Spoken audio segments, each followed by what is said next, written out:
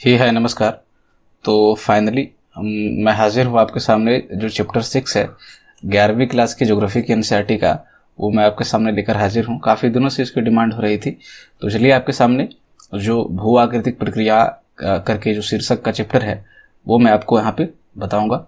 और इसमें हम लोग जियोमॉर्फिक प्रोसेस क्या होता है, किस तरह की चीज़ें होती है, उसको हम लोग यहाँ पे समझेंगे। ठीक है, उसमें क्या क्या चीज़ें आती है, आइए इसको देखते हैं फिर। तो भू आकृतिक प्रक्रियाएं होती क्या है, इस चीज को पहले आप समझिए।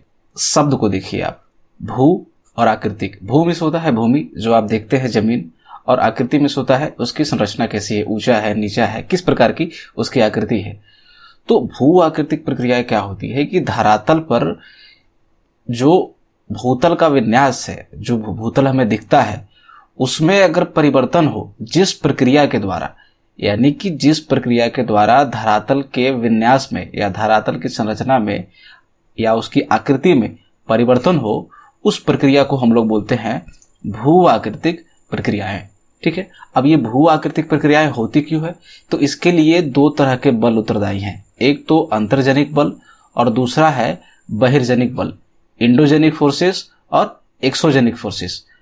ये क्या है कि इंडोजेनिक फोर्स यानी अंतर्जनिक बल वो बल है जो पृथ्वी के, जैसे ये धरातल है, पृथ्वी के आंतरिक ऊर्जा के कारण जो बल उत्पन्न होती है उसको अंतर्जनित बल, और पृथ्वी की बाहरी ऊर्जा के कारण सतह पे जो भी ऊर्जा की जो स्रोत है उसके कारण जो बल उत्पन्न होते हैं उसको बहिर्जनिक बल कहते हैं उसको।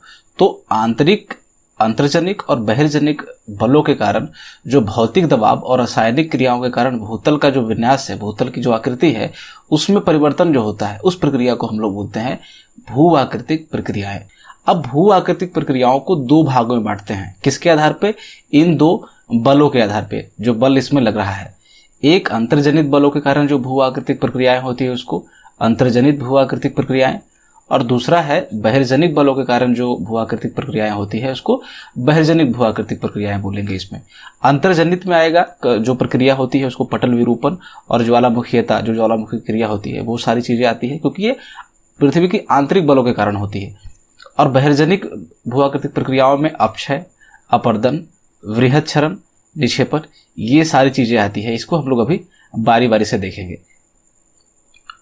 अब भू आकृतिक कारक क्या है, तो देखिए, भू आकृतिक प्रक्रिया आपने समझ ली कि वो प्रक्रिया जिससे भूमि की आकृति में परिवर्तन आता है।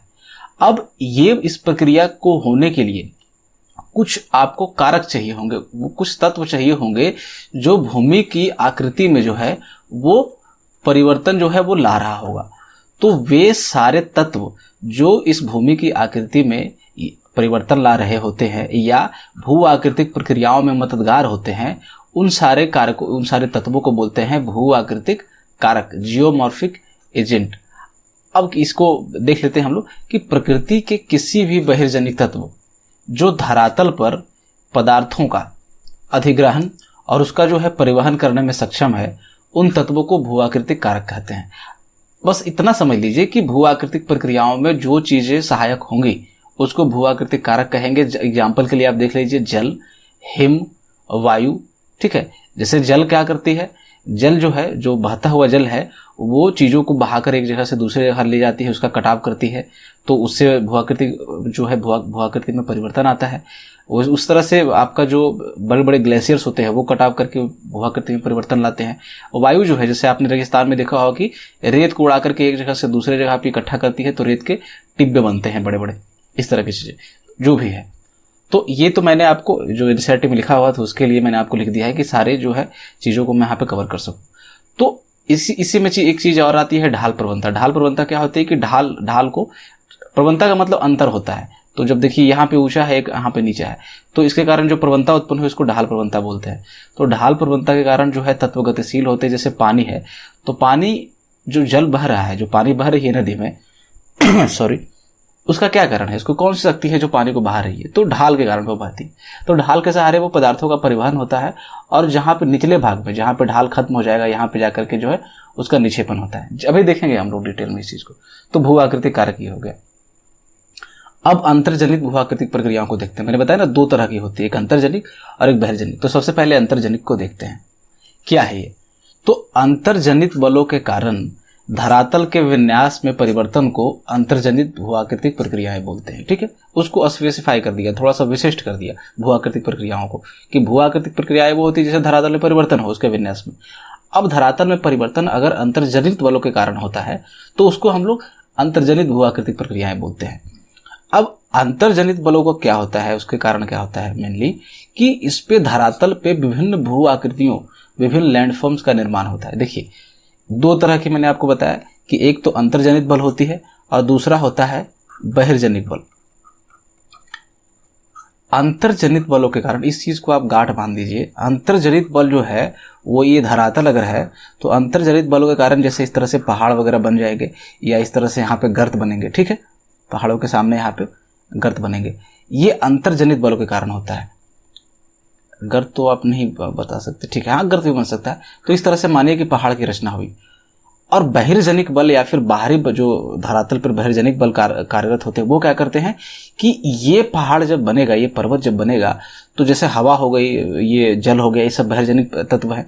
तो इसको धीरे धीरे जैसे यहाँ से नदियाँ निकलेगी और ये नदी काट काट करके धीरे धीरे इसको घिसाव करके एक समय ऐसा आएगा जब ये बिल्कुल इसको काट कर करके बराबर कर देगी।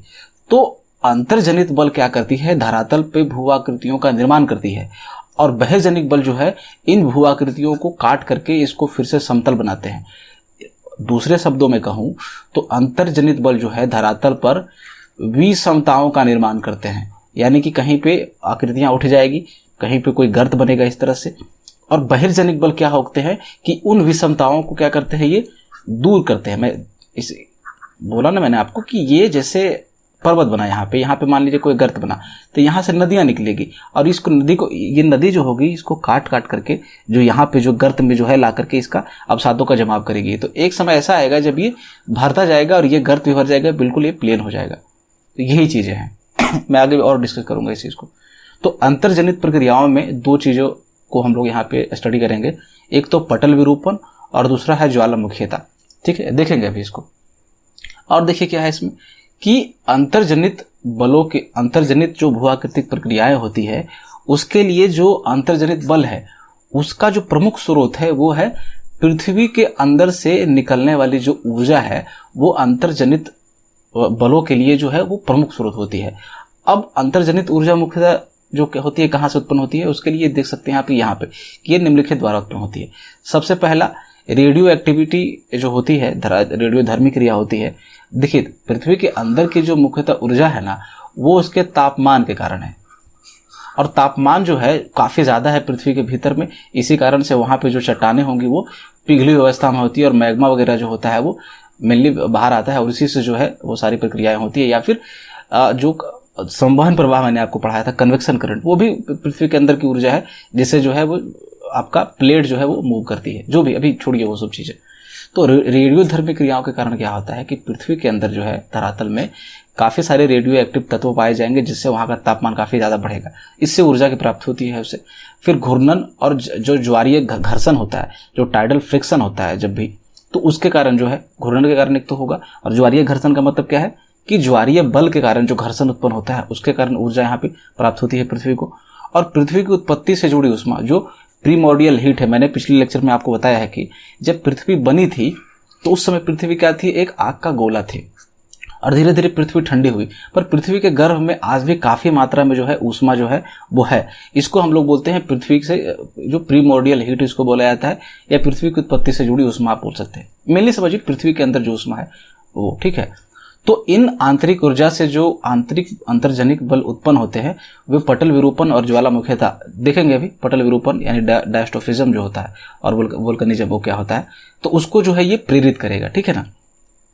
और पृथ्वी की जो भूप्रपटी की मोटाई है और जो उसकी कठोरता है वो हर जगह जो अलग अलग है, जिसके कारण जो ये अंतर्जनित बल होंगे उसके कार्य सभी जगह जो है वो समान जो है वो नहीं होंगे, वो अलग अलग होंगे, जिसके कारण भूप्रपटी पे जो है कहीं पे कटाव जो है वो, जैसे भूप्रपटी यहाँ पे अगर कटाव ज़्यादा हो गया तो ये यहाँ पे थोड़ा सा आपको यहाँ पे गर्त का निर्माण होगा, और कहीं पे इस तरह से अगर कटाव कम होगा तो यहाँ पे ऊंचा थोड़ा सा रह जाएगा। तो भूप्रपटी की सतह जो है असमतल होती है क्योंकि इसकी मोटाई में अंतर है भूप्रपटी की, और इसकी जो स्ट्रेंथ है, इसके चट्टानों की जो दृढ़ता है उसमें अंतर है। ये अंतर्जनित प्रक्रिया हो गया। तो अंतर्जनित प्रक्रियाओं को दो भागों में हमने बांटा, मतलब इसमें दो चीजें देखेंगे, एक तो पटल विरूपण और ज्वालामुखीयता। तो सबसे पहले पटल विरूपण को देखते हैं, ये है क्या। तो पटल विरूपण में वे सारी प्रक्रियाएं आती है जिसके द्वारा पृथ्वी का जो ऊपरी भाग है, जिसको हम लोग भूपर्पटी बोलते हैं, अर्थ का क्रस्ट बोलते हैं, उसमें किसी भी प्रकार का अगर मूवमेंट होता है, संचलन होता है, उत्थापन होता है, अगर वो उठ जाती है कहीं पे, और या फिर उसका निर्माण होता है, तो इन सभी प्रक्रियाओं को पटल विरूपण कहा जाता है। यानी सिंपल समझिए कि अगर पृथ्वी का जो ऊपरी सतह है धरातल का, उसमें किसी भी प्रकार का जो संचलन होगा, मूवमेंट होगा, उसको, उन सारी प्रक्रियाओं को पटल विरूपण बोलते हैं। और इसके अंतर्गत निम्नलिखित चीजें आती है।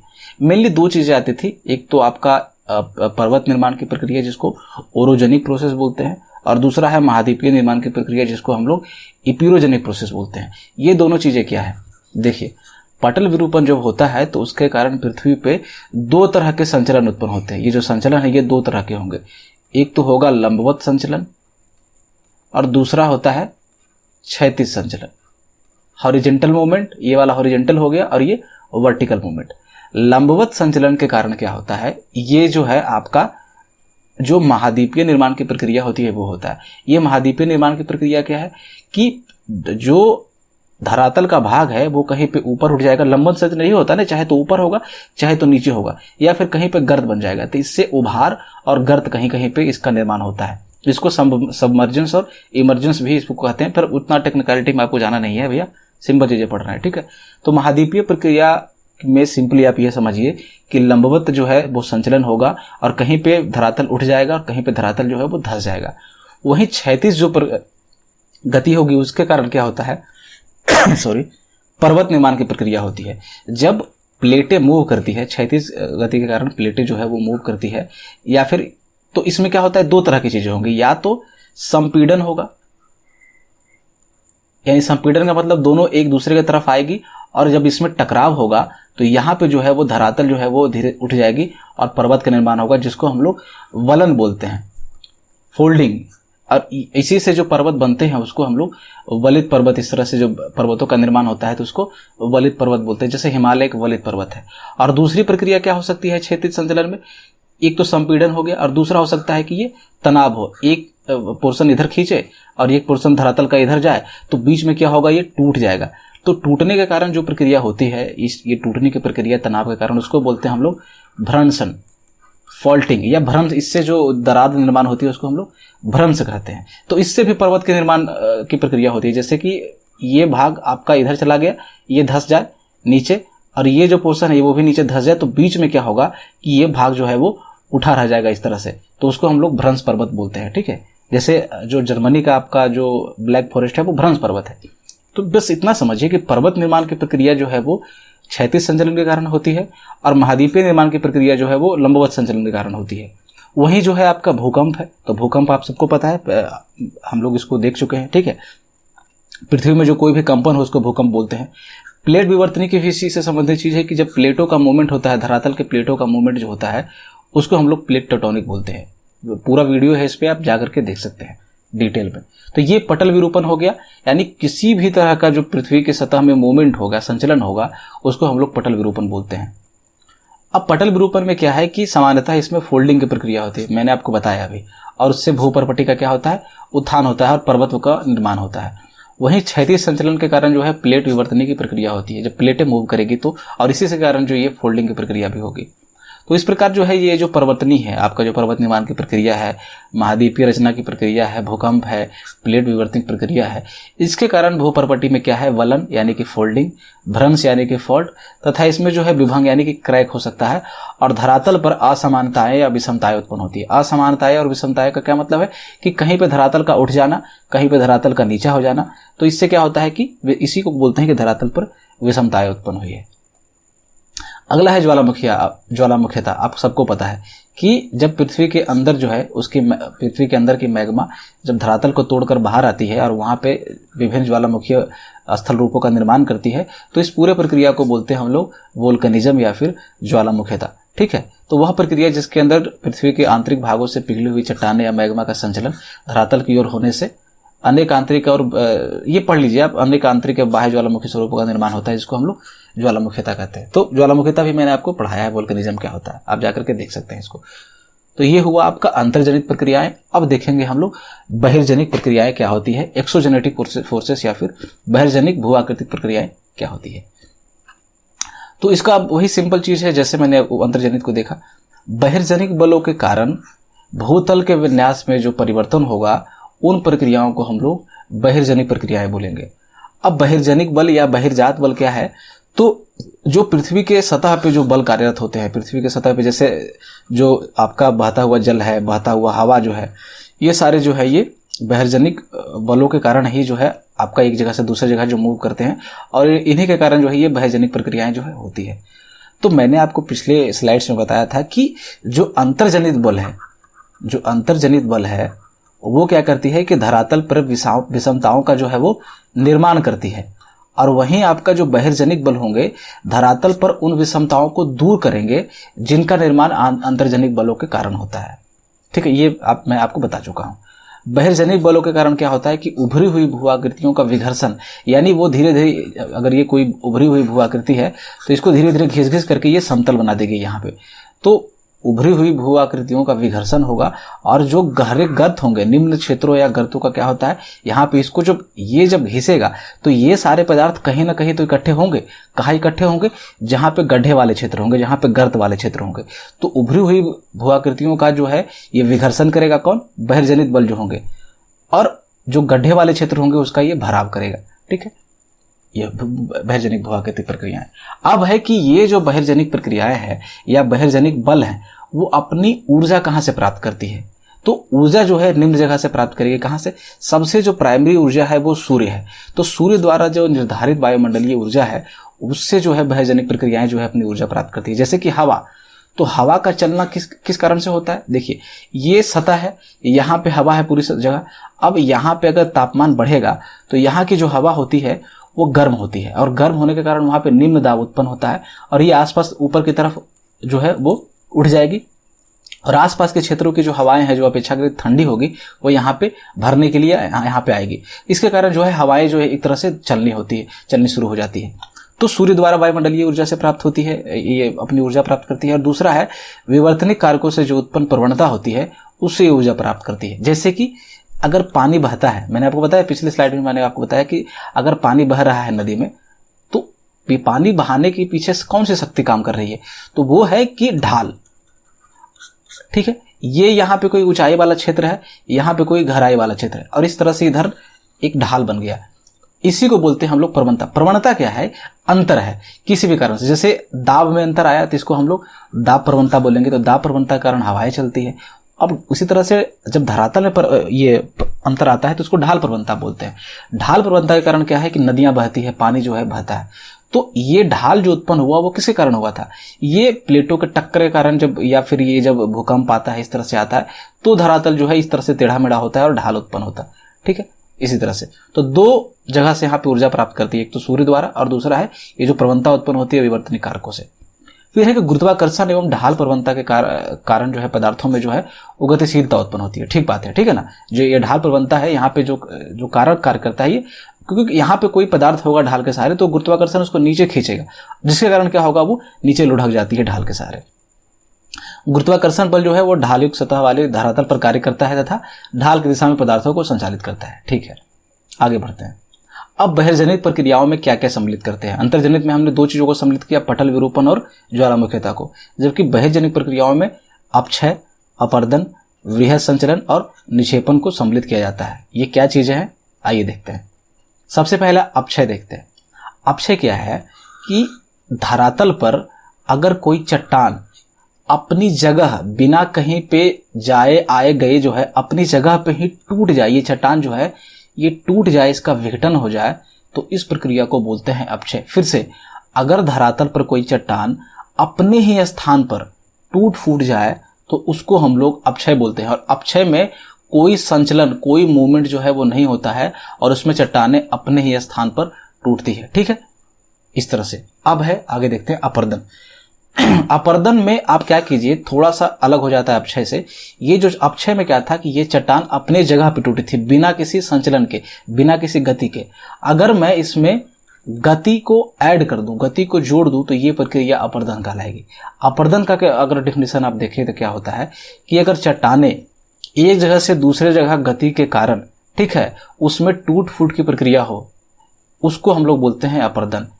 ठीक है, यानी जब धरातल के सैलों का विघटन है, सैलों का मतलब चट्टाने का विघटन एवं टूट फूट प्रवाहित जल, वायु, हिमानी, देखिए गति कहाँ से आएगी, तो प्रवाहित जल से आएगी, हवा के द्वारा उसको उड़ाकर ले जाया जाएगा।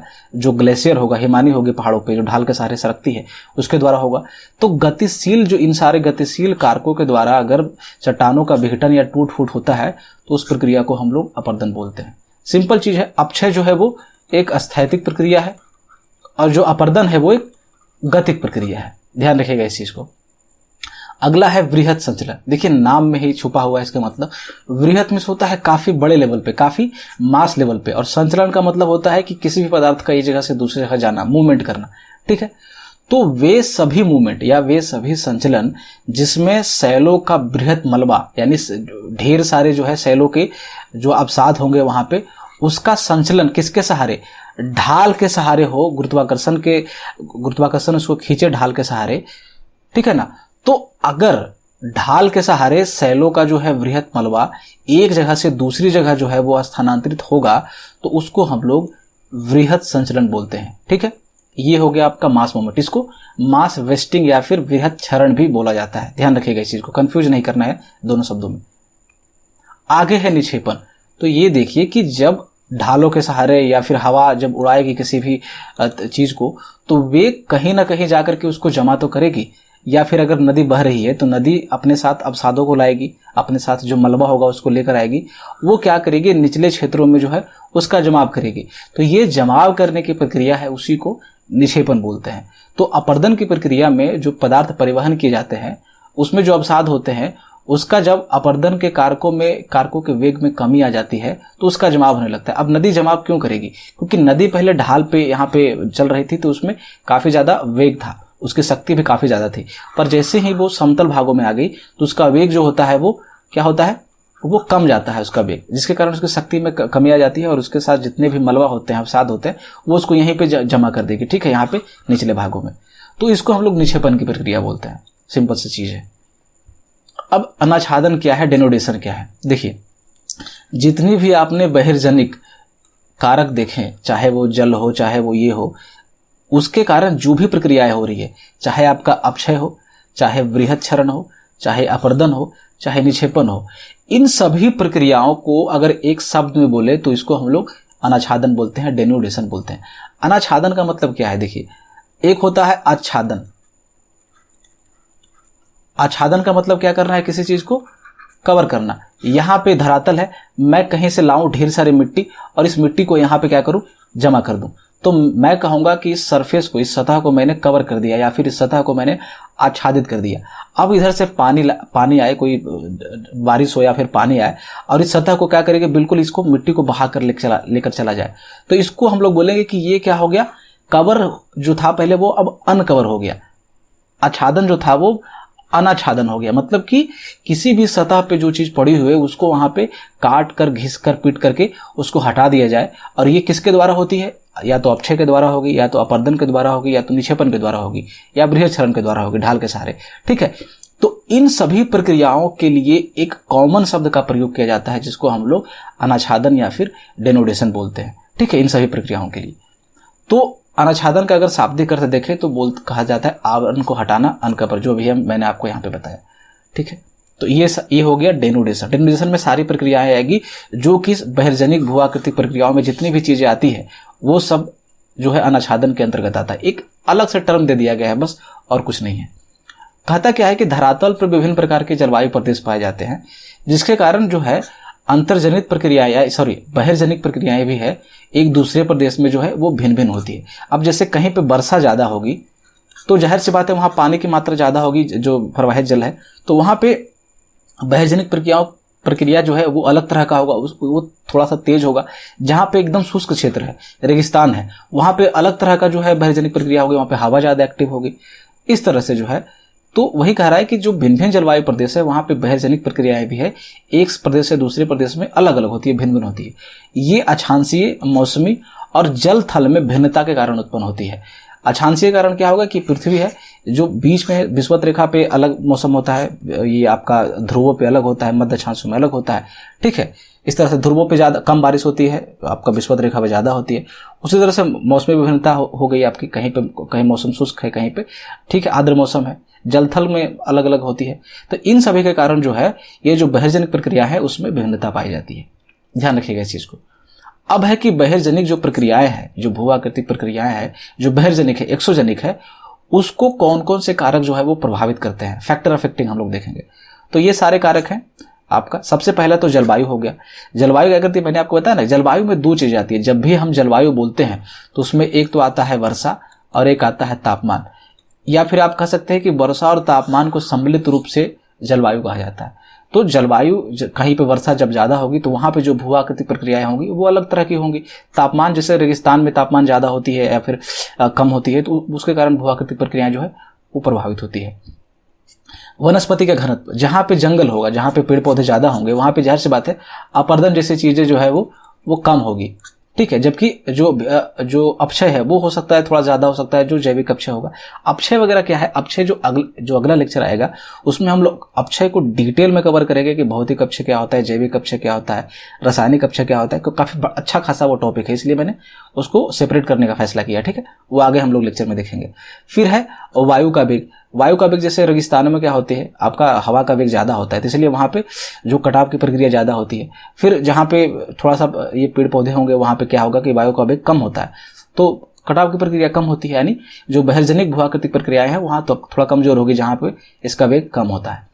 धरातल की ऊंचाई है, कहीं पे जो पहाड़ी क्षेत्रों पे जो है आपका, जैसे हिमालय के आसपास जो क्षेत्र हैं वहाँ पे अलग तरह की भूआकृतिक प्रक्रियाएं होती है। नीचे वाले क्षेत्रों में कम होगी, आपका जो कम नीचा है। अक्षांशीय विस्तार, मैंने आपको बताया कि जो विषुवतीय प्रदेश है वहाँ पे अलग तरीके की जो भूआकृतिक प्रक्रियाएं पाई जाती है, बाकी ध्रुवीय प्रदेशों में अलग तरीके का होता है, ठीक है।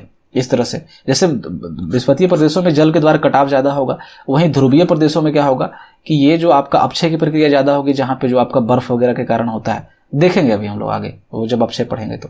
फिर तापमान की दैनिक श्रेणी, रेगिस्तानी क्षेत्रों में होता है। क्या होता है दैनिक श्रेणी का मतलब है कि अभी जो है दिन के समय वो तापमान अगर जो है 10 डिग्री है, और ये अगर 50 डिग्री पर हो जा रहा है, और शाम में ये 10 डिग्री हो जा रहा है, तो ये दैनिक श्रेणी काफ़ी ज़्यादा है, 40 डिग्री के आसपास इसका डिफरेंस है। तो इस तरह की अगर प्रक्रिया यहाँ पे दैनिक श्रेणी ज़्यादा होती है, जैसे रेगिस्तान में होता है, दिन के समय तापमान काफ़ी बढ़ जाता है और रात के समय काफ़ी घट जाता है, तो जो वहाँ पे चट्टानें होगी उसका जो है एक्सपेंशन, विस्तारण होगा और संकुचन होगा, जिससे वो टूटेगी। फिर यही भूआकृतिक प्रक्रियाएं जिससे होती रहेगी, ठीक है। ये सारे जो है फैक्टर जो है इसको अफेक्ट करते हैं। आगे कहा जा रहा है कि यदि जलवायु कारक अगर समान भी हो, ये सारे जो कारक है या फिर जो क्लाइमेटिक फैक्टर है वो अगर समान भी हो, तो बहिर्जनिक प्रक्रियाओं की जो गहनता होती है उसमें एक ही क्षेत्र में जो है अंतर पाया जाता है। और ये जो गहनता होती है, ये जो अंतर होता है, ये वहाँ की जो चट्टानें हैं उसके प्रकार, उसकी संरचना और उसकी कठोरता पर निर्भर करता है। जैसे अगर एक ही क्षेत्र में कहीं पे, ये अगर क्षेत्र है यहाँ पे अगर चूना पत्थर पाया जा रहा है, यहाँ पे ग्रेनाइट पाया जा रहा है, तो चूना पत्थर को आसानी से काटा जा सकता है क्योंकि वे उसकी कठोरता कम कठोर है। तो यहाँ पे कटाव ज़्यादा होगा, यहाँ पे हो सकता है गर्त बन जाए, यहाँ पे कटाव कम होगा तो ये हो सकता है ऊंचा ही क्षेत्र है। तो ये एक ही क्षेत्र में जो है बहिर्जनिक प्रक्रियाओं की गहनता जो है अलग अलग हो सकती है, और इसका कारण आपने देखा कि उसके प्रकार उसकी कठोरता पर निर्भर करेगा। विभिन्न जो शैलें होती है, विभिन्न जो चट्टानें होती है, वो अपनी संरचना में भिन्नता के कारण जो है वो भूआकृतिक प्रक्रियाओं के प्रति जो है अलग अलग प्रतिरोध क्षमता जो है वो प्रस्तुत करती है, जिससे जो है बहिर्जनिक प्रक्रियाएं विभिन्न दरों पर कार्यरत रहती है, ठीक है। और स्थलाकृतिक भिन्नता का कारण बनती है। मैंने आपको बताया ना कि ये जो आपका चूना पत्थर की चट्टानें होगी वो कम प्रतिरोध दर्शाएगी, और ये जो है अधिक प्रतिरोध दर्शाएगी, जिसके कारण जो कम प्रतिरोध दर्शाएगी उसका कटाव अधिक होगा, और ज़्यादा प्रतिरोध दर्शाने वालों का जो कटाव जो है वो कम होता है, इस तरीके से। तो ये था आज का पूरा जो भूआकृतिक प्रक्रिया क्या होती है उसको वो था। आई होप आपको अच्छा लगा होगा। तो thank you very much, thanks for watching, thank you. अगर ये वीडियो अच्छा लगा तो इसे लाइक करें, हमसे जुड़ने के लिए हमारे इस चैनल को सब्सक्राइब करें और इस घंटे वाले बटन को जरूर दबाएं, ताकि जो भी वीडियो इस चैनल पे अपलोड हो वो सीधे आप तक पहुंच सके। और इस वीडियो को ज़्यादा से ज़्यादा शेयर करें ताकि अन्य विद्यार्थियों को भी इससे फ़ायदा पहुंच सके।